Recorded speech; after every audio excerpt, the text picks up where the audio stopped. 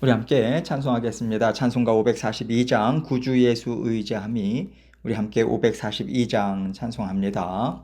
구주 예수 의지함이 심히 기쁜 일일세 영생 허락 받았으니 의심하주 없도다.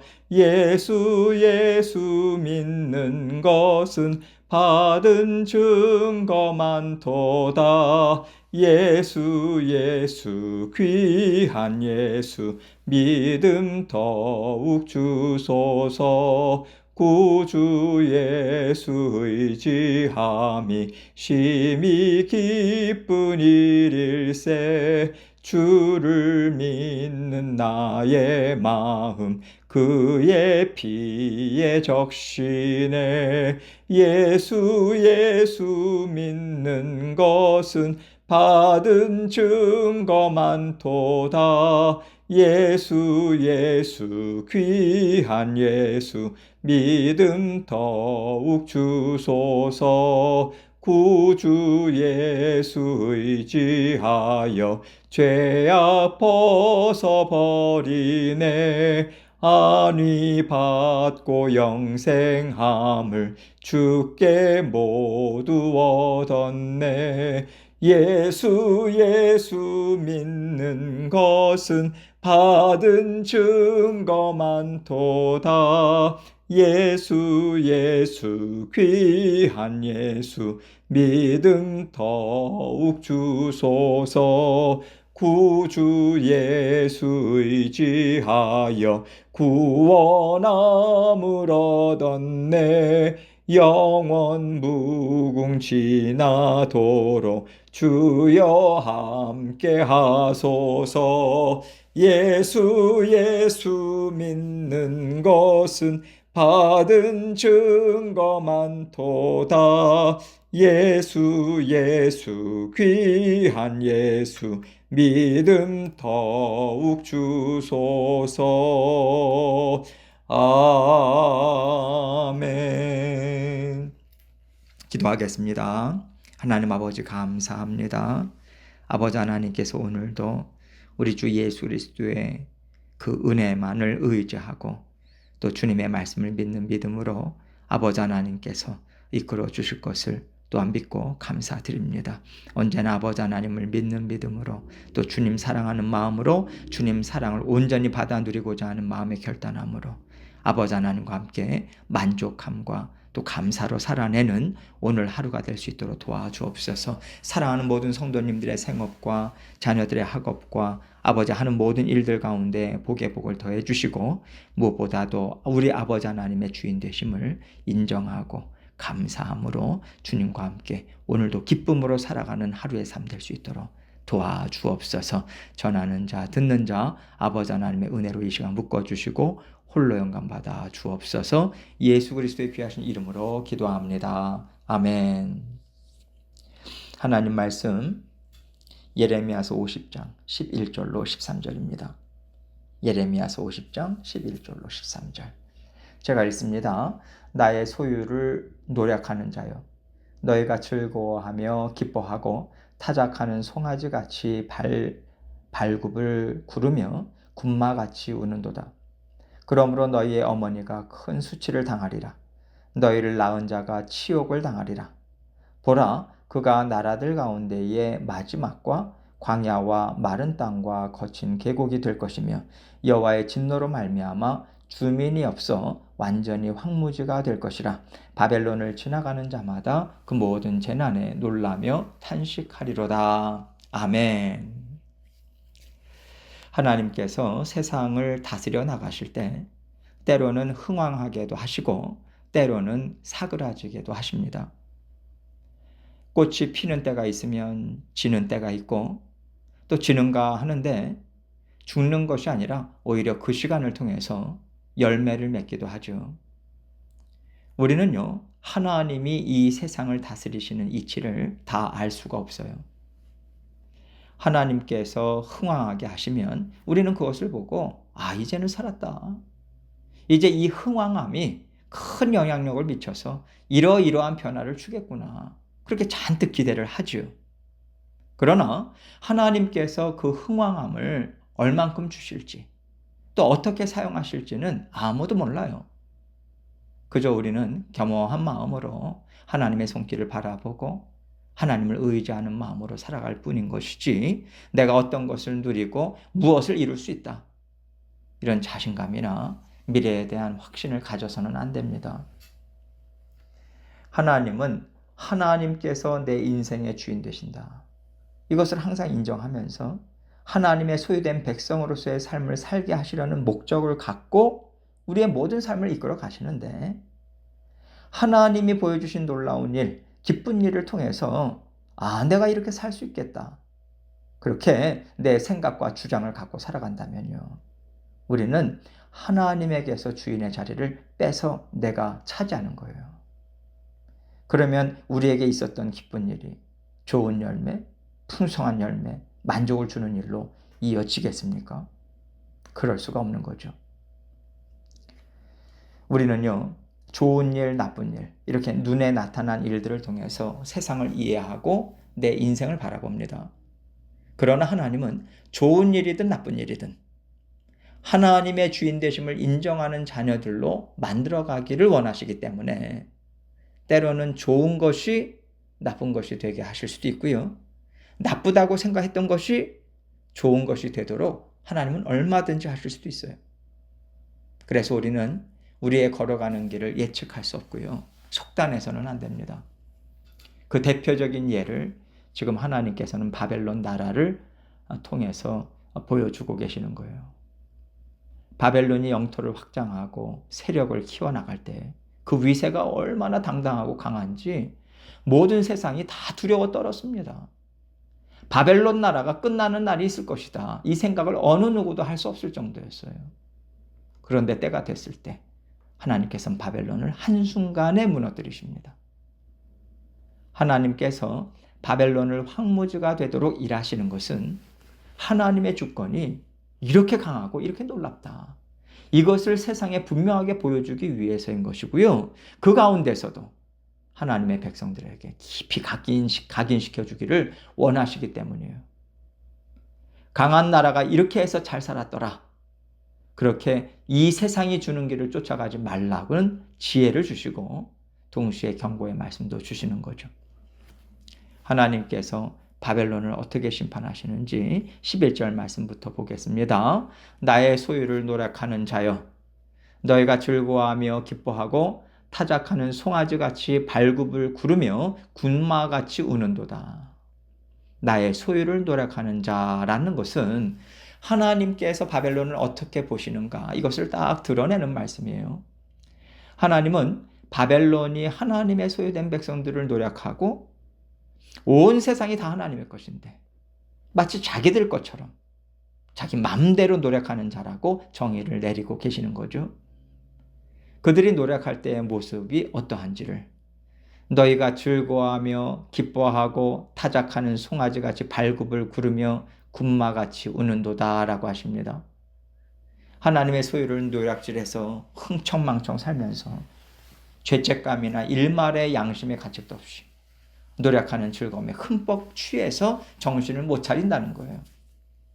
좋으면 좋은 대로, 또 분노하면 분노하는 대로, 감정을 있는 그대로 다 표출하면서 항상 자신이 주장하고 자신이 원하는 대로 날뛰는 모습을 지금 보여주고 있는 거죠. 12절입니다. 그러므로 너희의 어머니가 큰 수치를 당하리라. 너희를 낳은 자가 치욕을 당하리라. 보라, 그가 나라들 가운데의 마지막과 광야와 마른 땅과 거친 계곡이 될 것이며, 너희의 어머니, 너희를 낳은 자, 이 표현은요 모두 다 바벨론을 의인화한 거예요.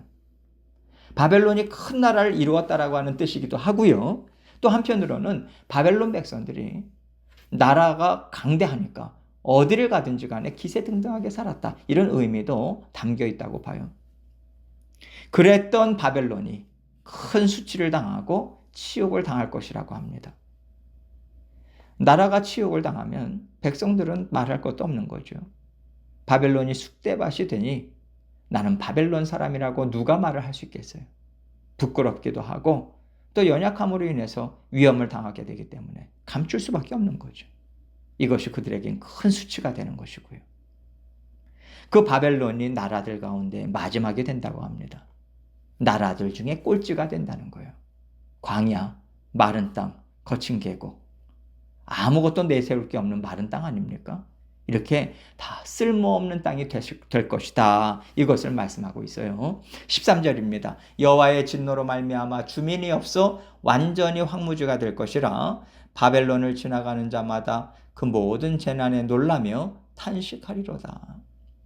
여호와의 진노로 말미암아라고 바벨론이 망하는 이유를 분명히 말씀하시는 거예요. 세상 사람들은 바벨론에 문제점이 있어서 쇠악의 길을 갔다라고 보겠지만 하나님께서는요, 이것은 분명 하나님의 진노로 인해서 그들이 받는 심판이다. 그 이유를 아주 찍어서 말씀해 주고 계시는 거예요. 하나님께서 그렇다면 어떻게 진노를 부으시는가? 주민이 없어 완전히 황무지가 될 것이라 바벨론을 지나가는 자마다 그 모든 재난에 놀라며 탄식하리로다. 바벨론의 영광을 알고 있었던 사람들은요, 놀랄 수밖에 없는 거예요. 바벨론이라고 하면 두려워 떨고 바벨론을 통해서 자신들의 필요를 채웠던 사람들은요, 그 많던 바벨론 나라 백성들이 뿔뿔이 흩어지고 화려했던 바벨론 땅도 황무지가 된 것을 보고 참 기가 막힌 거죠. 인생이 이렇게 허무한가? 큰 충격을 받았을 겁니다. 이 세상에 영원한 것은 없구나. 앞날에 대해서 장담할 수 있는 것이 없구나. 이 세상이 이렇게 아무것도 아닌 거구나. 이런 허무함이 사람들의 기운을 아주 쭉 빼고요. 또 탄식하게 만들 거라고 하는 생각이 들죠. 지금 하나님께서 바벨론에 내리시는 심판을 통해서 세상을 보는 우리의 눈을 새롭게 해주는 일을 하신다고 저는 생각합니다. 우리도 살아갈 때요, 이 정도면 탄탄하다. 이제는 됐네. 이렇게 생각하는 자리, 그런 위치 같은 것이 있어요. 직장이나 자녀들이나 내가 생각할 때 이 정도로 이렇게 하면 되겠다라고 하는 우리가 생각하는 미래가 있고 파악하는 현재 상황이 있어요. 그런데 여러분, 이런 관점으로 보자면 사람들은 강대국을 바라보면서 저 나라는 절대로 무너지지 않을 거라는 생각을 할 수밖에 없는 거죠. 그래서 하나님께서는 바벨론의 흥망성쇠를 통해서 세상을 다스리는 놀라운 힘이 있다. 나라를 들어 사용하기도 하시고 또 패하게도 하시는 하나님의 손길이 있다. 이것을 이스라엘 백성들에게 분명하게 보여주기를 원하시는 거거든요. 지금 바벨론이 이스라엘 나라를 정복하고 백성들을 포로로 삼은 강력한 힘을 갖고 있더라도 언젠가는 쇠퇴할 때가 있다는 거 아니겠습니까? 하나님이 정하신 때가 반드시 있다는 거예요. 그럴 때 세상을 바라보고 인생을 바라보는 우리의 관점이 달라지는 거죠. 우리는요, 좋은 길, 세상에서 말하는 안전한 자리를 차지해야 한다고 생각합니다. 그러나 하나님께서는요, 언제나 안전한 길은 하나님 안에서만 찾을 수 있다. 가장 좋은 길은 하나님과의 언약 백성으로서의 약속의 말씀을 기억하고 그 말씀을 붙잡고 살아가는 것이다. 이것을 지속적으로 가르쳐 주셔요. 오늘날에 우리가요, 이 정도면 우리가 희망이 있다. 또는 이 정도는 우리는 가망이 없어. 라고 할 때 하나님께서 우리를 보시고 너가 참 분별 잘한다라고 하시겠습니까? 여러분, 가망이 있냐 없냐라고 하는 것은요, 하나님 뜻에 속한 일이에요. 우리는 하나님은 세상 끝날까지 우리를 지키시고 돌보신다고, 변함없이 사랑하신다고 약속하셨으니까 그 약속 말씀 의지해서 어떤 상황이든 약속을 믿고 우리는 받아들이는 거예요. 하나님께서는 그렇게 살라고 하시는 것입니다. 하나님께서 예레미야 선지자를 통해서 너희가 항복하고 바벨론 땅으로 가라는 말씀을 이스라엘 백성들이 왜 계속해서 거절했습니까? 자신들이 안전하다고 생각하는 자리가 있었거든요. 그것과 다른 말씀을 하시니까 그들은요, 하나님의 말씀, 약속의 말씀을 의지해서 상황을 바라보거나 하나님의 말씀을 이해하지 않습니다. 자신들은 하나님의 언약 백성이라고 하는 것을 전혀 기억하지 못하고 그 상황에서 우리에게 유리하다라고 생각되는 거, 가능성이 높다라고 생각되는 거, 이것만 붙잡았기 때문에 하나님의 심판을 면하지 못했던 거잖아요. 이런 맥락에서 하나님께서 바벨론의 흥망성쇠를 통해서 너희의 눈으로 볼 때 지금 안전하고 앞으로 탄탄한 길을 걸어갈 것 같은 상황을 보면서 거기에 빠져들지 말라고 말씀해 주고 계시는 것입니다. 우리는요, 우리를 다스리시고 돌보시고 인도하시는 하나님과 언약 백성으로서 함께 살아가고 있거든요. 하나님께서 버리지 않으신다. 포기하지 않으신다. 내가 너의 안전한 요새가 되어서 너를 끝날까지 인도하겠다. 이 하나님의 약속의 말씀을 근거해서 우리의 모든 상황도 받아들이고요. 하나님이 주신 말씀 받아 먹으면서 하나님과 동행하는 것입니다. 우리 각자가 처한 상황이 달라요. 우리가 바라보는 상황이 힘들고 어려울 수도 있습니다. 그러나 이 길을 허락하신 분이 하나님이라면 하나님의 선하신 뜻을 분명히 깨닫고 보게 하시는 그날이 나에게 있을 것이다. 이거 붙잡고 우리가 하루하루 감당해 나가는 것이죠. 하나님께서는요, 이 세상의 형편으로 볼 때 강한 것이 꼭 강한 것이더냐? 이 세상의 형편으로 봐서 약한 것이 정말로 약하고 보잘것없는 것이더냐? 이것을 우리에게 물으시고요.